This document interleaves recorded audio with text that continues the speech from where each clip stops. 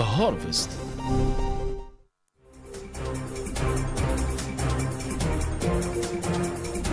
Good afternoon, Africa. This is Imene Nouad with the latest news from across the continent and the world. Starting with the escalating situation in Somalia, as the Arab League condemns in the strongest terms the Zionist entity's recognition of Somaliland and independence, affirming full support for Somalia's territorial integrity. The League warns that the move threatens Arab national security and may serve political and military agendas, including potential displacement of Palestinians. Somalia retains the right to defend its sovereignty under international law. Professor Shafiq Yusuf Omar, the director of Brilliance Research and former senior diplomat in Mogadishu, Somalia, explains to Ifriqiya FM.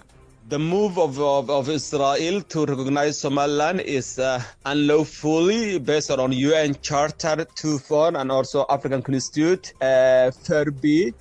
No international recognizer, even European and also USA, all the Arabs, African Union and OIC Muslim states, they are against this. So Israel wanted to expand their influence in the Bab Mandab to make it possible.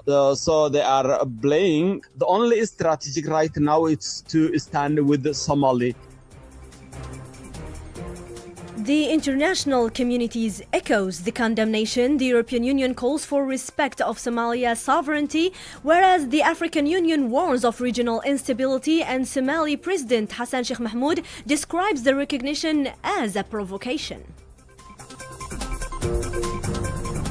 In Guinea-Conakry, the first partial results of the presidential elections are expected today, Monday. 9 candidates, including transitional leader Mamadi Doumbouya, contested the vote, which took place largely peacefully. Counting begins in the Central African Republic after Sunday's general elections amid some delays caused by logistical issues and reported irregularities.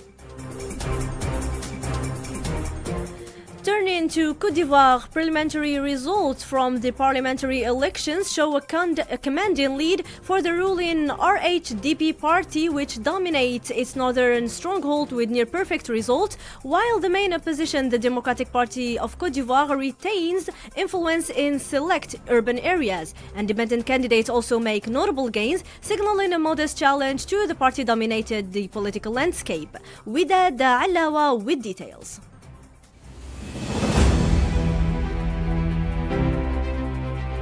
In a decisive political scene across Côte d'Ivoire, preliminary results released by the Independent Electoral Commission indicate a commanding lead for the ruling rally of Hofoutists for Democracy and Peace.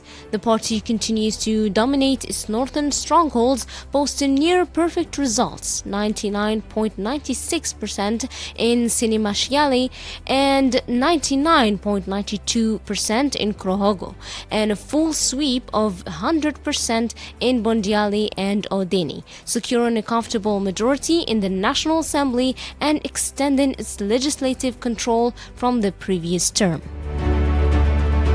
Meanwhile, the main opposition, the Democratic Party of Côte d'Ivoire, managed to retain influence in select traditional bastions. Mayor Jean-Marc Siassé gained in Cocody 53.600 of the votes, while incumbent deputy Jacques Iyo was re-elected in Le Plateau with 58.9%. Somaila Bredomi, the party spokesman currently in detention, also secured victory in the Tankasi constituency. Despite this resistance, the PDCI ended up with fewer seats than in the ongoing legislature. Independent candidates also made notable inroads, with at least half a dozen non-affiliated figures winning seats, highlighting a modest but significant challenge to the party-dominated political landscape.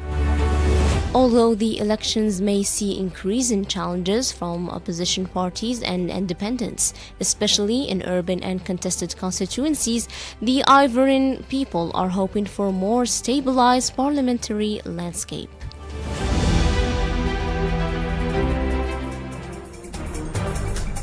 On the security front, fighting in the Democratic Republic of Congo between the army and M23 rebels forces 500,000 people to flee, crowding into schools and churches in South Kivu. Makabula remains the epicenter of intense clashes. Sudan continues to see rising insecurity. Over 1,200 people are newly displaced in Kordofan states as conflict between the regular army and the RSF persists. Abdel Fattah al-Burhan expresses full confidence in the role of Saudi Arabia, Egypt and the United States in supporting efforts to end the ongoing crisis. Yasmin bin Ashur explains more. Diplomatic efforts continue as the head of Sudan's Traditional Sovereign Council, Abdel Fattah al-Burhan, expresses full confidence in the intentions of Saudi Arabia, Egypt, and the United States to support efforts to end the crisis and achieve peace in Sudan. Abdel Fattah al-Burhan.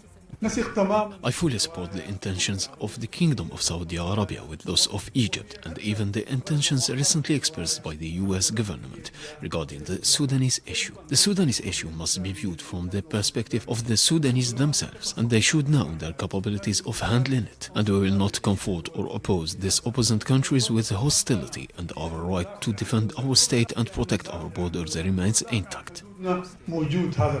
On regional and international diplomatic efforts to resolve the Sudanese crisis, Sudanese political analyst Ali Mansour says that these moves reflect growing international interest in ending the conflict.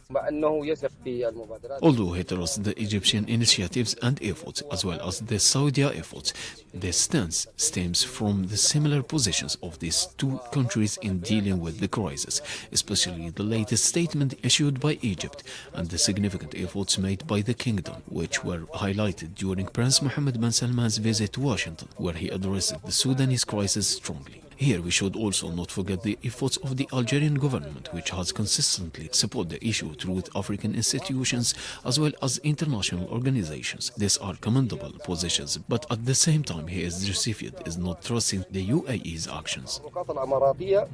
This comes as a part of United Nations support, which has renewed its backing for any peace initiative aimed at ending the conflict in Sudan, while regional and international diplomatic efforts continue to seek a lasting solution that restores security and stability to the country. On the health front, Algeria launches a national task force today to oversee a new virus research center and vaccine production facility. The 22-member team, including experts from health, defense, and industry, will monitor the project and develop a unified scientific strategy. Officials stress the professionalism, teamwork, and high standards, aiming to ensure vaccine self-sufficiency and strengthen the country's health and scientific capabilities. Tragedy in South Africa as a building collapsed in Soweto, killing 3 people, including a 1-year-old. Authorities launch an investigation into the cause. And still in South Africa, severe storms and strong winds caused nationwide electricity outages, particularly affecting KwaZulu-Natal, Limpopo, and Free State. Emergency teams work around the clock to restore the power safely. Concluding this harvest with the news, in football, Algeria advances the AFCON 2025 round 16 after a 1-0 win over Burkina Faso. Captain Riyad Mahrez scores a decisive penalty in the 23rd minute. The Greens maintain clean sheets in both group matches and face Equatorial Guinea this Wednesday for the top spot in Group C. That was all for today's harvest, and this one was directed by Muad Baba Ahmed, the control board by Islam and streaming with Riyadh. Thank you all, and thank you for keeping with us until the very last minute. Keep tuning to Ifriqiya FM, the voice of Africa.